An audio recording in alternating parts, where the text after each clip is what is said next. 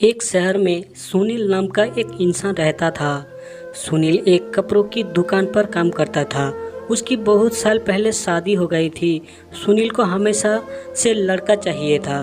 लड़का या वंश का कुलदीप होता है, पिता का नाम रोशन करता है और बुढ़ापे का सहारा होता है। पर लड़की शादी करके चली जाती है। ऐसी सोच रखने वाला वह पड़ोसियों को भी यह बात बताता था। शादी के कुछ साल बाद उसे दो लड़के हुए। बड़े बेटे का नाम सागर और छोटे बेटे का नाम सौरभ रखा। बाद में कुछ सालों बाद उसकी पत्नी का निधन हो गया। उसके बाद उसने उन दोनों बेटों का ख्याल रखा। समय बीता और उसके दोनों बेटे बड़े हो गए और अब दोनों बेटे नौकरी कर रहे थे। दोनों की शादी भी हो गई। शादी होने के बाद भी वह सब एक साथ ही रहते थे। कुछ साल एक साथ खुशी में बीत गए, लेकिन बाद में दोनों भाई एक दूसरे के साथ झगड़ा करने लगे। दोनों बहुओं में छोटी छोटी बातों पर मतभेद होने लगी। यह सब देखकर सुनील को बहुत बुरा लगता था। अब दोनों ने अलग रहने का निर्णय लिया और वह अलग हो गए। फिर पिताजी का ख्याल कौन रखेगा, ऐसा सवाल निर्माण हुआ। दोनों बेटे एक एक महीने संभालेंगे, ऐसा तय किया। सुनील एक बेटे के साथ एक महीने के लिए रहने लगा, फिर दूसरे बेटे के पास एक महीना, ऐसा उसका बंटवारा हुआ। पर जैसे जैसे वक्त बीतता गया वैसे वैसे बहुओं और बेटों में सुनील को लेकर झगड़ा होने लगा। दोनों बेटों के घर में झगड़े का कारण सुनील रहने लगा। यह बात सुनील को अच्छे से समझ आई थी। अब सुनील को पुरानी यादें याद आने लगी थी। उसने ज़िंदगी में कितनी बड़ी गलती की थी, यह उसे अब समझ में आ रही थी।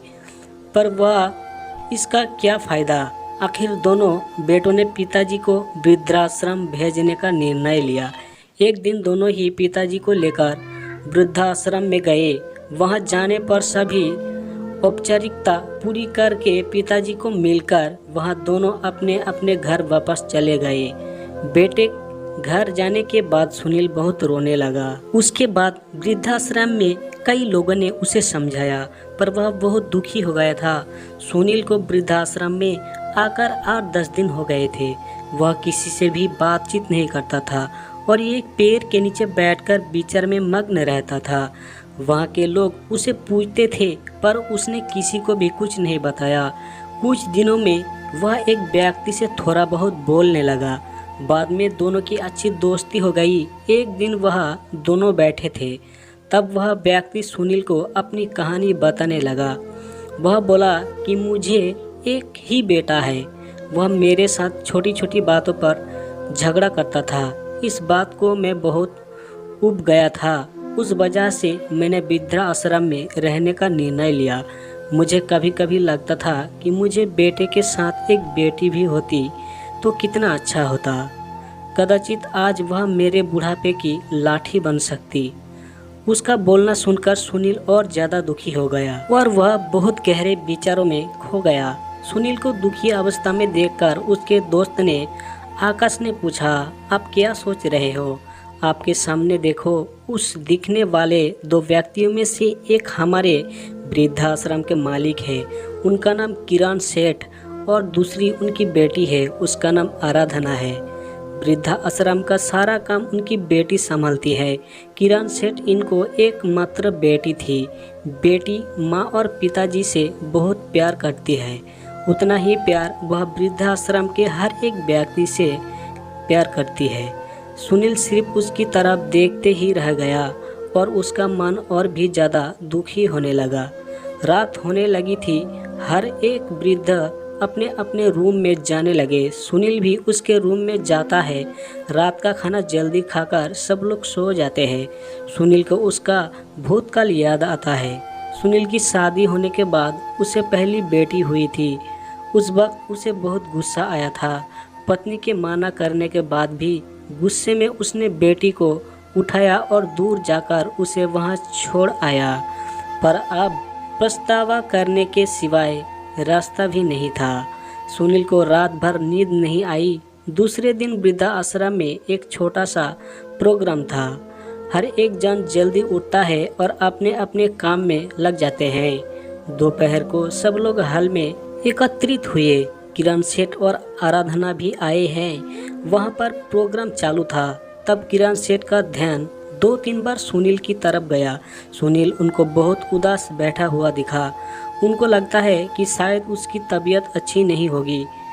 प्रोग्राम ख़त्म होने के बाद वह सुनील से बात करने के लिए उनके पास जाते हैं। वह सुनील को दुखी होने का कारण पूछते हैं। तभी सुनील बहुत रोने लगता है और थोड़ी देर बाद वह अपनी पूरी कहानी उनको बताता है कि मुझे भी पहली बेटी हुई थी, पर मुझे बेटी नहीं चाहिए थी, इसीलिए मैं गुस्से में आकर उसे छोड़कर आया। आज जब मैंने आपको आपकी बेटी के साथ देखा तो तभी मुझे समझ आया कि बेटी कितना प्यार करती है। मेरी बेटी भी मेरे साथ होती तो मुझे यहाँ वृद्धा आश्रम में रहना नहीं पड़ता। मेरे दोनों बेटों ने मुझे दुख के सिवा कुछ भी नहीं दिया। मैंने किए हुए पापों की सजा आज मैं भुगत रहा हूँ।